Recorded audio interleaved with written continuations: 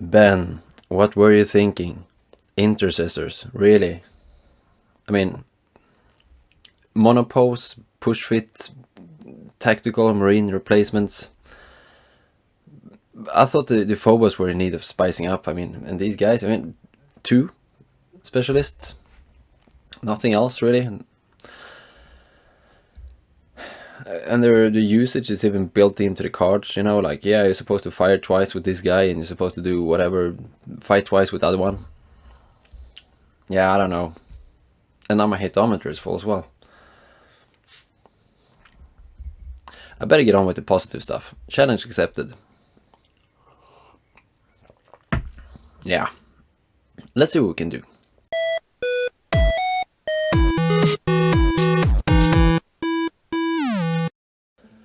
I started out actually reading the rules through.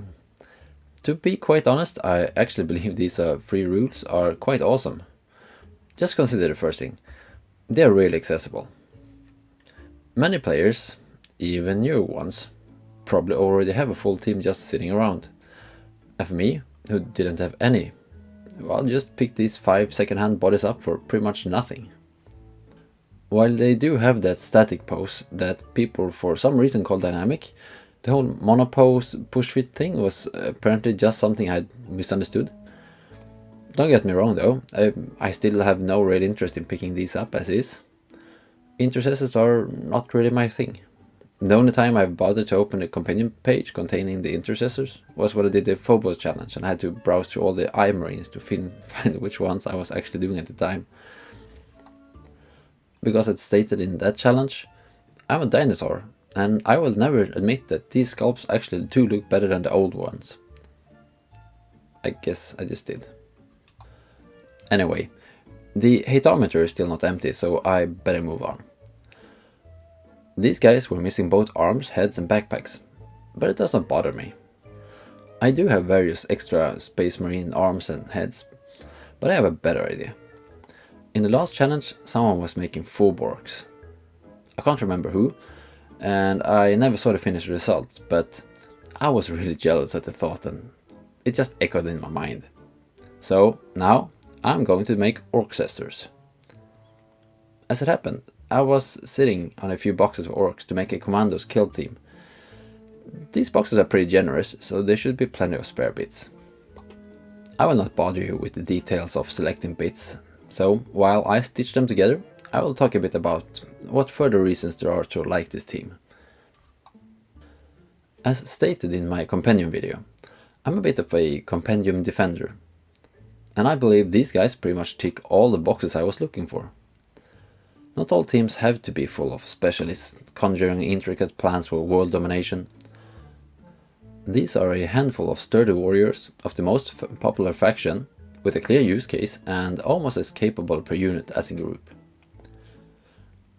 I'm not experienced enough to evaluate if they will be any kind of tournament threat, but as explained in my companion video, I hope they're not. They have no need for it. Their job is to reliably keep at least a part of the team into the 4th round. With a small mental load, free rules and wide availability, they're probably the perfect beginner team. The thought of producing these free rules are obviously something along those lines, but I must say that they pretty much nailed it. Except I have no idea why they released them now. It should have been a year ago. Now they missed a full year of I'll give it a try because I already got the models and the rest is free. Just like last time, I initially intended to give this team away at the end of the video, but I realized something. If this was the regular blue marines as depicted in the free rules, I would have zero interest in keeping them, however well done they might be. That is what I had in mind when I decided to give them away. But when you kitbash, you have the opportunity to influence things your way, and the more my way that's in there, the more fond of them I become. I've also had a lot of help from my son. He is much better at orkiness. In my world, less really is more. He, on the other hand, has fully grasped the genius of more is more, and he has helped me see the light. And even if these comparably streamlined models might not be comparable to our joint creations, he has been very clear on the point that these guys are not leaving our house. I suppose I will give them a try on the battlefield, and then if they don't deliver the fun comparable to other teams, well, I can just disperse them into the Commandos team now when I have the inspiration to finish them. And if they don't fit there, I can just, they can just join the ninjas in his Lego box. Items only have a value if they are used. I usually don't really do lore stuff, but they've been standing primed, full of character, directly beneath my screen for a few working days. And if there's something I cannot do, it is not to wonder how and why things are. Apparently, it also works on little plastic toy minions, so it pretty much wrote itself. Once upon a time, in a distant future, on the planet Neman Minor, there was a squad of Intercessor sent to eliminate an orc warband led by the fearsome Death Stomp Face Smasher. The orcs found the marines, smashed their faces in and stole their stuff. Now they make great use of this fancy equipment, and here's the first one. Death Stomp Face Smasher himself. He might not be small enough to fit in one of those tight human bodysuits. He has still turned quite Space Marine though, with the shoulder pads and all. I bet in his world he's actually really equivalent to a Space Marine Sergeant. Fancy, on the other hand, did not only make it into the body part, he even managed to squeeze into one of the arms. Humble beginnings soon got to the head, and he has added a proper insignia and even patched up the hole in the chest that killed the poor marine. He's now so fancy that he sports a monocle. Gunner is also fully aboard a marine train. He did not patch up his hole and is perhaps even more disillusioned about who he really is. In his world, he could just walk into a marine encampment with no questions asked, if we could just refrain from firing. Smasher, on the other hand, is more pragmatic and understands the usefulness of the fine armor, but it cannot infringe on the mobility needed to do orc stuff. He does bring one of those silly human guns, as it's surprisingly good damage in comparison to how little it gets in the way of the giant axe.